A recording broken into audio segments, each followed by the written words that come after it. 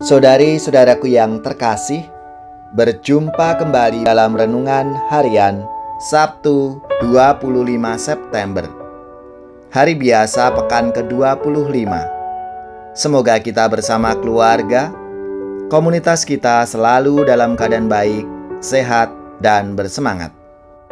Inspirasi kita hari ini dari Injil Suci menurut Lukas, bab 9, ayat 43b sampai 45. Marilah kita mengawali renungan kita dengan tanda kemenangan Kristus. Dalam nama Bapa dan Putra dan Roh Kudus. Amin. Semua orang heran karena segala yang dilakukan Yesus. Lalu Yesus berkata kepada murid-muridnya, "Dengarkan dan camkanlah segala perkataanku ini. Anak manusia akan diserahkan ke dalam tangan manusia." Mereka tidak mengerti perkataan itu, sebab artinya tersembunyi bagi mereka, sehingga mereka tidak dapat memahaminya. Dan mereka tidak berani menanyakan arti perkataan itu kepada Yesus. Demikianlah sabda Tuhan. Terpujilah Kristus. Saudari-saudaraku yang terkasih, dalam sabdanya hari ini Yesus mengatakan bahwa anak manusia akan diserahkan ke tangan manusia. Diserahkan berarti ditangkap dan dibawa untuk dihukum. Dalam suasana hati yang masih dipenuhi rasa takjub, pastilah sulit bagi para murid untuk menerima pernyataan Yesus itu. Meskipun arti pernyataan itu belum jelas bagi mereka, namun mereka tidak berani menanyakannya. Yesus yang dikagumi karena banyak membuat mukjizat dan menunjukkan belas kasih yang besar itu menyatakan bahwa ia akan dihukum. Rasanya tidak mungkin dan tidak masuk akal. Oleh karena itu, Yesus menyampaikannya secara bertahap supaya para murid bisa mengerti bahwa untuk sampai pada kemuliaan tidak ada jalan lain kecuali dengan menempuh jalan kesengsaraan itu. Dalam pemberitaan pertama tentang hal itu, Yesus menyampaikan bahwa anak manusia harus menanggung banyak penderitaan dan ditolak oleh tua-tua, imam-imam kepala, dan ahli-ahli Taurat, lalu dibunuh dan dibangkitkan pada hari ketiga. Ia meneruskannya dengan mengatakan bahwa setiap orang yang mengikuti dia harus menyangkal dirinya, memikul salibnya setiap hari, dan mengikuti dia. Pernyataan itu kiranya mau menegaskan bahwa jalan menuju kemuliaan mesti melalui pengorbanan dan kesetiaan mengikuti dia. Pengorbanan saja tidaklah cukup jika tidak disertai dengan motivasi sebagai konsekuensi pilihan untuk mengikuti Yesus.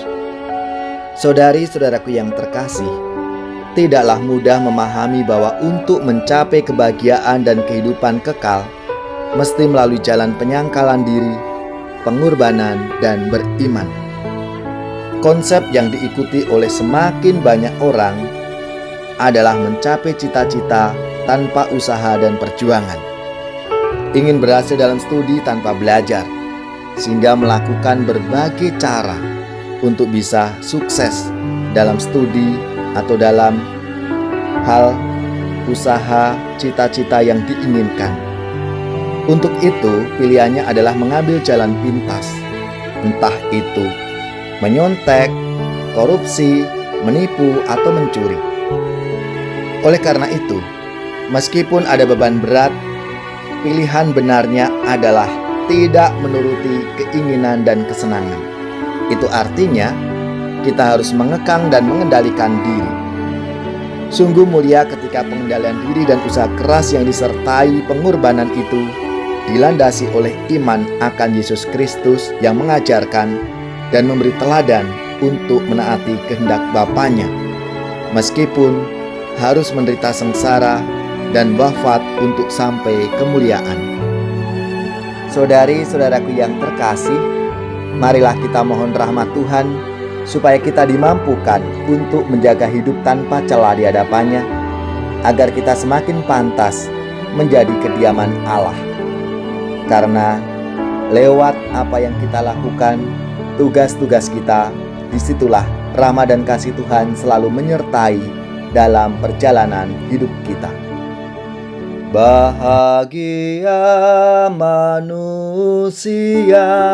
yang tidak tuli hatinya, yang mendengar sabda Bapa, tekun melaksanakannya.